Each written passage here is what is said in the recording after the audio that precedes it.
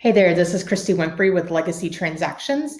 I am coming to you to bring you a Tuesday tip over the HOA Addendum. I wanted to quickly bring this tip to you because I see sometimes that the two boxes here will be checked on paragraph D.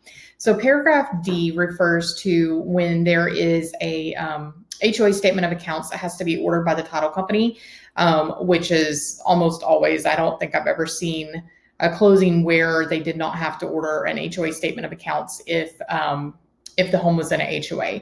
And that statement of accounts, what that tells them is if there's any past dues on the property, what the current HOA dues are.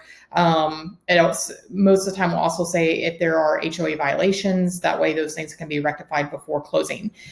What you'll want to do on this HOA addendum is you'll want to check either buyer will pay for or seller will pay for.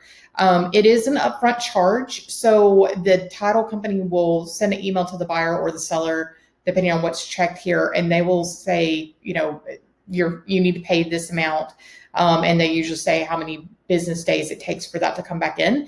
A lot of times the title or the HOAs are a little slow, so it's important that the buyer or seller makes that payment right away, so it doesn't delay closing. However, if you're representing that client, you may want to make sure they're at least out of the option period before paying that, or the negotiations have been taken care of, like agreed upon, even if the amendment's not quite done yet. What I wanted to point out on this is I don't recommend having both boxes checked, because if the title company receives this and both boxes are checked, it doesn't tell them who has to pay for this. So since it is an upfront charge, the title company is going to need one party to pay for the full amount. And then if it's split, then the other party is just going to have to reimburse them half of that portion at closing. But sometimes it can get a little hairy about who's going to pay this upfront charge, and then it can delay the process, and then which could in turn possibly delay your closing.